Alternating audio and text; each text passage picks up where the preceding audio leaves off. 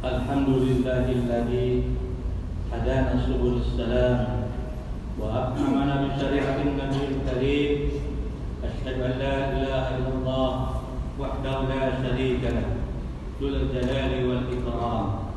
Wa asyhadu anna sayyidana wa nabiyyana Muhammadan abduhu wa rasuluh.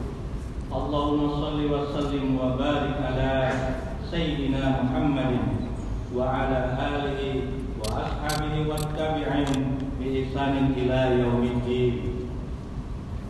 Amma ba'du fa ya ayyuhal ikhwan, usikum wa nafsi bi taqwallah wa ta'atihi la'allakum tuflihun. Wa qala Allah ta'ala fil Qur'anil Karim, bismillahirrahmanirrahim. Ya ayyuhalladzina amanu ittaqullaha wa qulu qawlan sadida yuslih lakum a'malakum wa yaghfir lakum dzunubakum.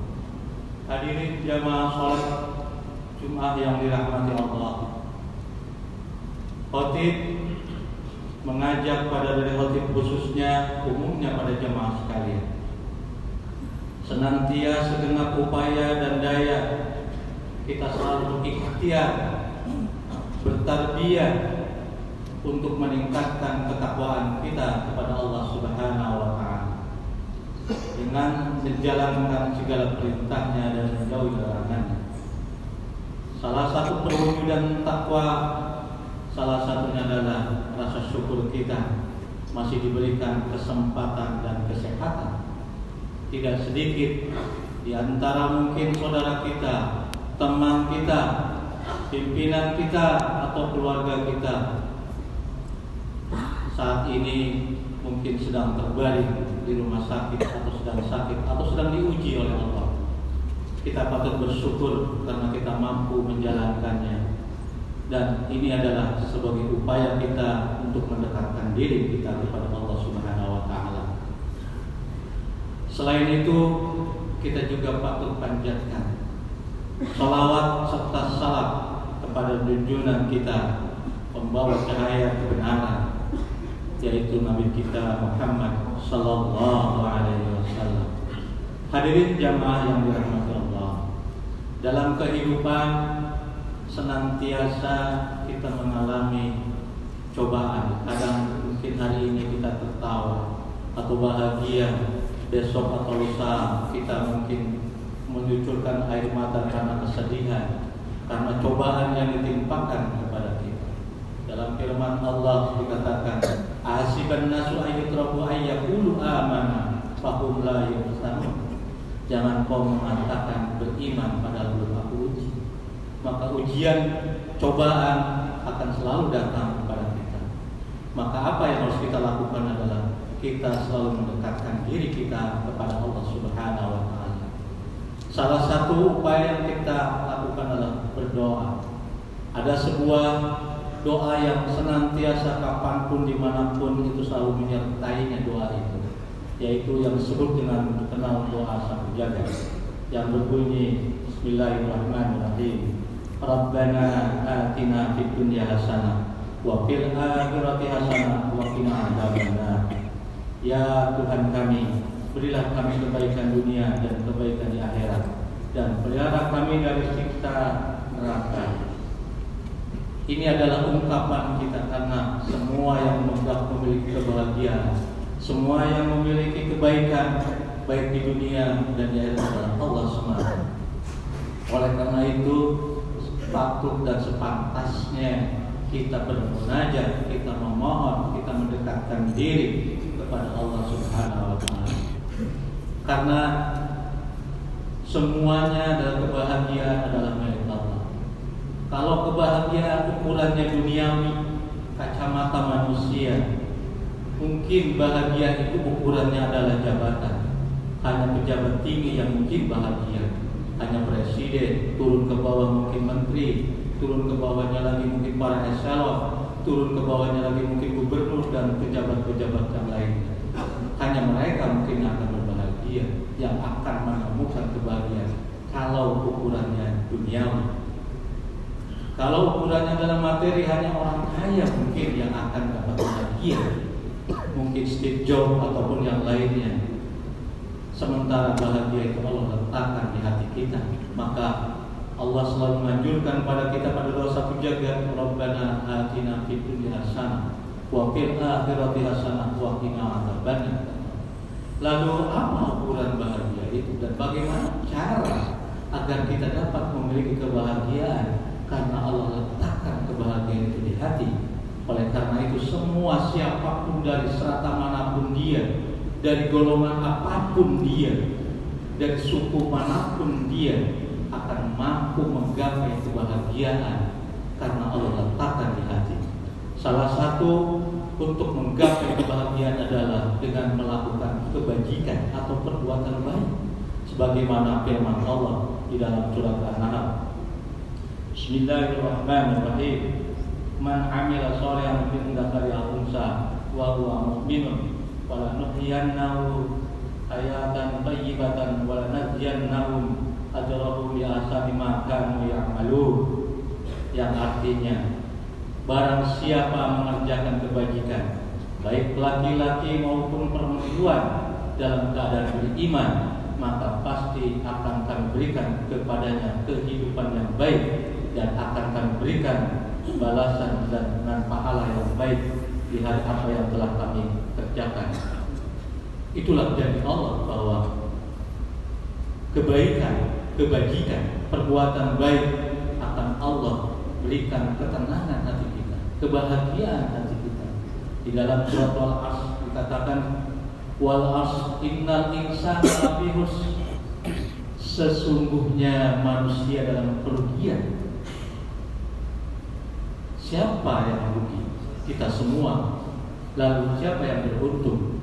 Illal ladzina amanu, kecuali orang-orang yang beriman. Wa tawassaw bil haqq wa tawassaw bis sabr, atau yang mengerjakan kebajikan dan perbuatan baik, itulah yang akan beruntung dalam surat Al-Asr. Oleh karena itu sudah sepantas patutnya kita lakukan perbuatan-perbuatan baik, karena semua akan kita mendapatkan balasannya. Itu sudah janji Allah. Faman ya'mal misqala dzarratin khairan yarah wa man ya'mal misqala dzarratin syarran yarah. Sekecil apapun yang kita lakukan, kita akan mendapatkan balasan. Sekecil apapun perbuatan kejahatan, kita pun akan mendapatkan balasan.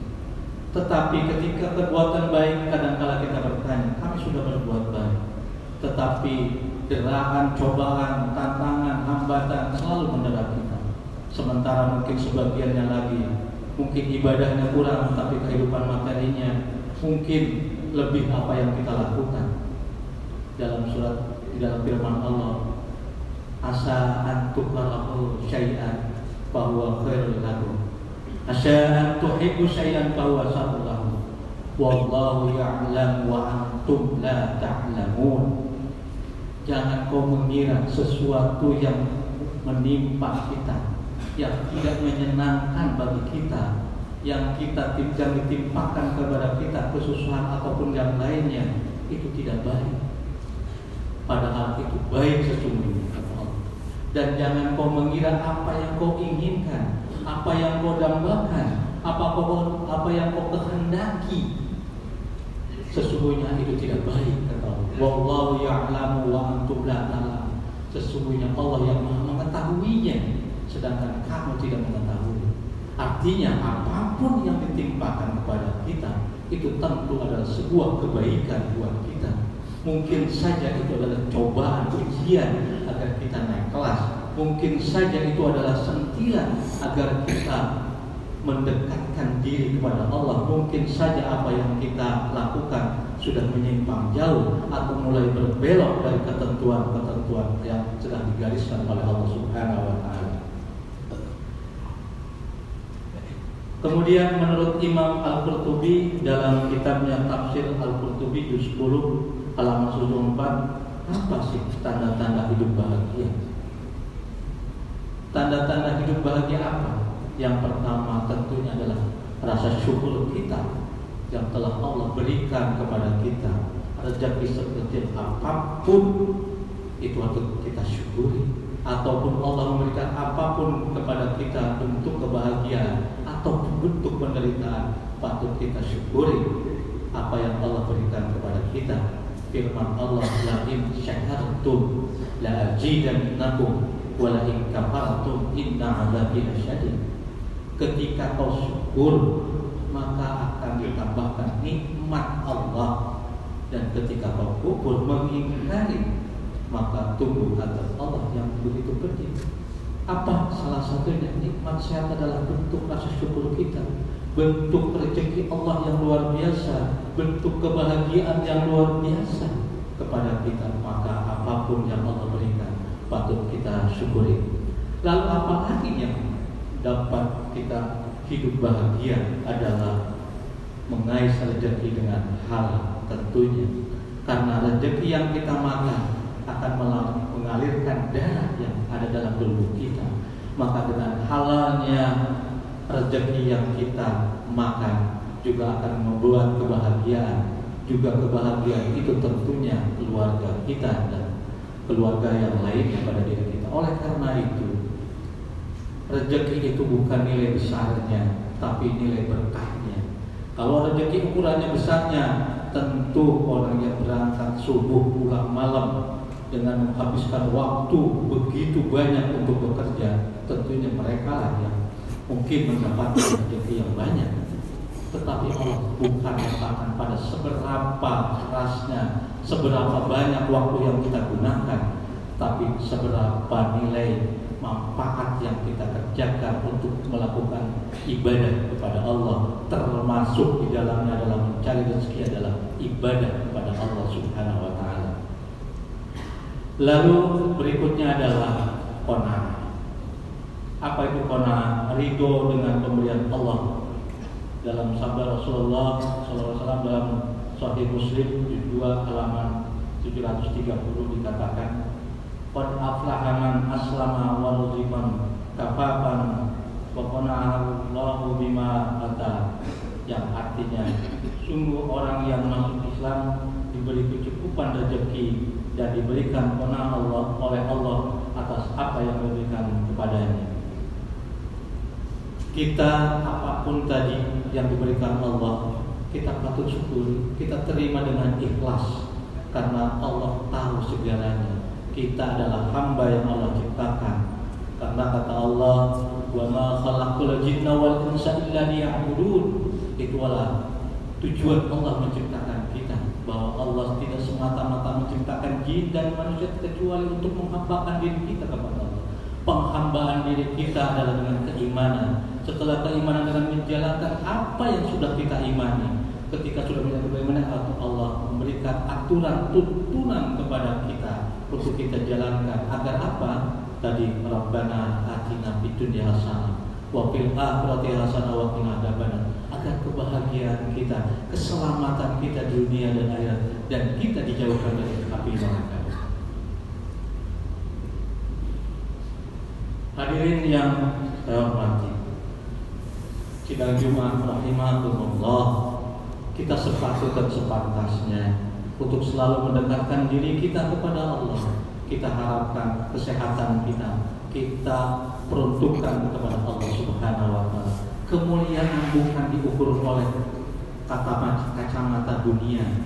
Dalam firman Allah, inna akramakum indallahi atqakum. Sesungguhnya kemuliaan manusia itu bukan terletak pada jabatannya, bukan terletak pada hartanya, bukan terletak pada popularitasnya, tetapi letaknya adalah atqakum, ketakwaannya kepada Allah Subhanahu wa Ta'ala.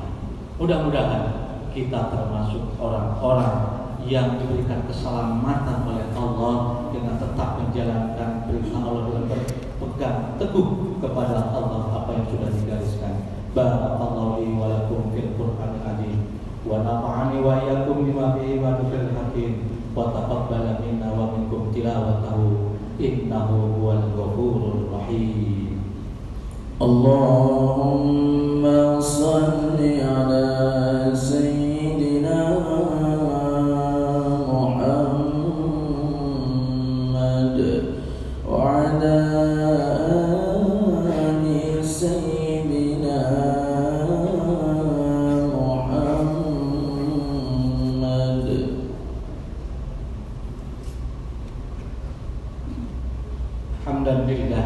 نحمده ونستعينه ونستغفره ونعوذ بالله من شرور أنفسنا ومن سيئات أعمالنا من يهد الله فلا مضل له ومن يضلل فلا هادي له أشهد أن لا إله إلا الله وأشهد أن محمدا عبده ورسوله اللهم صل على سيدنا محمد وعلى آل سيدنا محمد كما صليت على إبراهيم وعلى آل سيدنا إبراهيم في العالمين إنك حميد مجيد. Hadirin jamaah yang dirahmati Allah, pada khutbah yang kedua ini, mari kita angkat tangan kita munajatkan kepada Allah, kita rendahkan diri kita di hadapan Allah, kita mohon kepada Allah agar kita senantiasa termasuk orang-orang yang tetap beriman dan tetap berpegang teguh pada ketentuan Allah Subhanahu wa taala. Allahumma ighfir lil muslimin wal muslimat wal mu'minin wal mu'minat al ahya'u minhum wal amwat ya qadiyal haja rabbana dhalamna anfusana wa illam taghfir lana wa tarhamna lanakunanna minal khasirin. Rabbuna wa rabbukum lana a'maluna wa lakum a'malukum la huzzata bainana wa bainakum Allah yazma bainana wa ilaihi masir. Rabbana atina fid dunya hasanah wa fil akhirati hasanah wa qina adzabannar. Ibadallah, innallaha ya'muru bil 'adli wal ihsan wa ita'i dzil qurba wa yanha 'anil fahsya'i wal munkari wal baghi ya'idukum la'allakum tadhakkarun. Fadhkurullaha yadhkurkum washkuru ni'amahu yazidkum wa la dzikrullahi akbar. Aqimis shalah.